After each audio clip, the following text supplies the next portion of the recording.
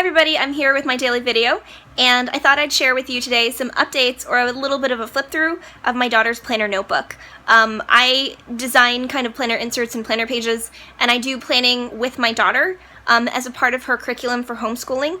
So if you're a student or a teacher or a parent who wants to do planning with your kids or just kind of alongside the schoolwork that they're doing, I feel like what I'm going to share, the planner stickers and just like the planner setup and the way that we're using my daughter's planner notebook, it could be helpful for anybody who's really enthusiastic about planning as I am, or if you, I don't know, are looking to combine like planning and study skills and like academic kind of sorts of pursuits kind of all in one.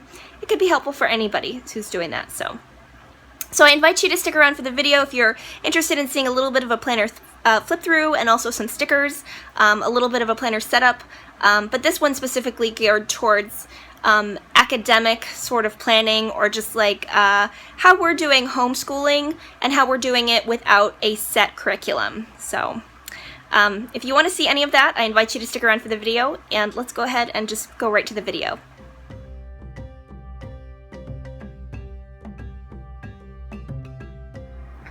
So this is my daughter's planner notebook that I shared in a previous video. I will link that in the description of this video.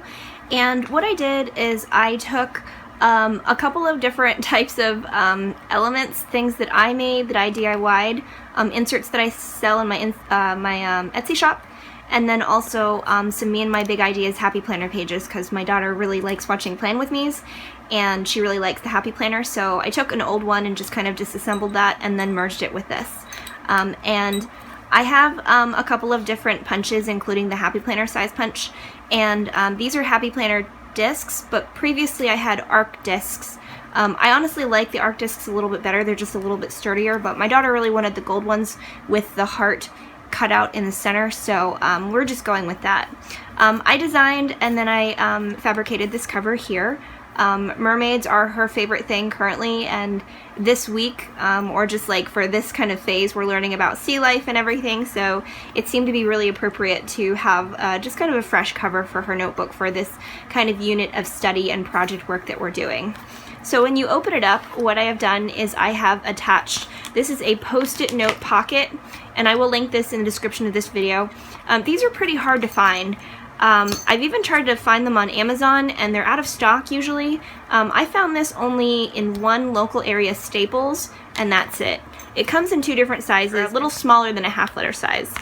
In here we have a whole bunch of different stickers, ones that I designed as much as ones that I just kind of have from my stash for homeschooling and things and scheduling. This is a little bit of a sticker book specifically for her kind of scheduling chart that we designed and we're using to kind of track progress and things, and I'll show you a little bit of, well, I can show that to you right now, but this is how it works. Is basically I just stripped this with washi tape and then I punched it, and then this flips open here, and then this can turn, and all of these different tasks are things that we're aiming to have her do a little more independently, and this is just to kind of track her homeschool progress.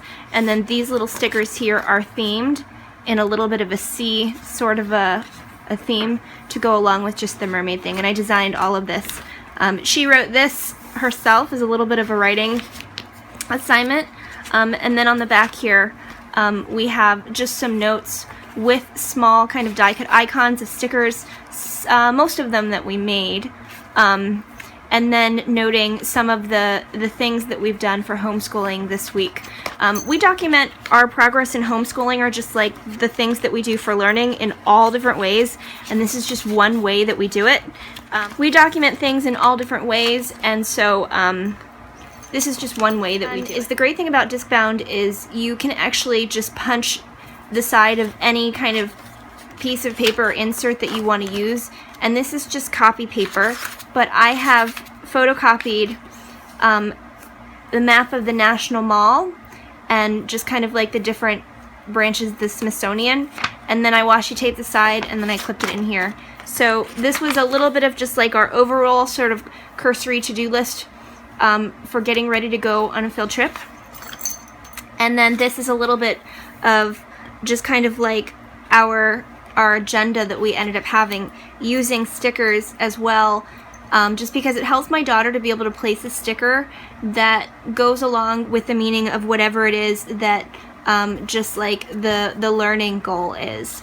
So this is just a list, and then we just paired it with the appropriate stickers that go along with it. And then I have post-it notes kind of covering up some personal information and doing some working mom stuff, but this is just an overview map that I printed off of just MapQuest or something, and then we put stickers and circles and highlights and things on just some areas of interest that we are considering for future field trips, as much as we kind of picked through and said, like, this is what we want to do for the field trip that we're going to do, you know, for the current time. So this is just a map that we washi-ed the edge there, and then we clipped in. Back here is a little bit of something that we're calling like an expense report, and this is just money that we spent during the field trip. Field trips definitely can be kind of costly. I mean, you certainly don't have to do things like pay for anything if you don't want to, but just because there's plenty of museums in the DC area that are free, but some of them are not. So that's why we have some like just expenses here. And she helped to fill this in, but we're doing computations, learning how to use automation using a calculator, so that's a little bit of how she did it, as much as we can go back and, well, we can like do it by hand and then we can check it with a calculator. Here is another bit of a map, and like I said, I'm covering up some information just because some of this has just personal identifying information, but this is just a map of the metro here, and all that's covered up is just writing and highlighting and everything that we just use for our own personal use. Back behind that, this is where I've clipped in some extra kind of me and my big ideas pages. She really loves watching Plan With Me videos, and so I had just some leftover sticker sets and things, and she has just had a really great time using these pages as a way for her to write in just her own ideas of what she wants to do for planning and everything. I only have 3 months worth in here just because it does bulk up the planner, and just as it stands, I regularly will remove pages from this just because these are, I think, 1.5 size discs, and even with this being like the largest disc that you can get from the Me and My Big Ideas company, the Happy Planner, it still can kind of bulk things up and then the pages start popping out. We're doing a little bit of a study of interior design on a kid-friendly level by taking an old dollhouse that I had, like just like a kit one that just needs to be completely painted and sanded down and everything, and we're just gonna rehab it, like refurbish it. And so I had her start to do a little bit of just like cut and paste sort of mood board stuff from an old IKEA, or the new IKEA catalog, and this is a little bit of us getting started with that. And this is just paper that I washi taped and then clipped in, and then it's just a little bit of a fold out, and then we can write information on here. And she hasn't started working on any of these other ones, but we're going to do, you know, kitchen, living space, bedroom, just kind of all of your typical sort of mood boards things as a study of interior design and art, like applied art. We're also going to do some budgeting and just a little bit of project-based sort of learning. And these are all just kind of like flip open sorts of papers that are just prepped and ready to go. Here's something that she did a little bit independently because she's supposed to do reading and writing just on the daily. That's like one of her regular tasks that she always does. We also try and have her do math, but she did a little bit of just an infographic here of talking about what is in my heart, and then she wrote all sorts of descriptive words of things that she just kind of feels like she has within her. This is a little bit of a page finder that I made from yesterday's daily video, and I will link that in the description below. And this is just covering up some information up here that we did today. We went to an art museum in DC, and she did a little bit of an activity where she had to draw from observation. So she selected to draw a silver vase, or vase if you prefer, and she decided to call it, this would be like an inspired kind of mixed media.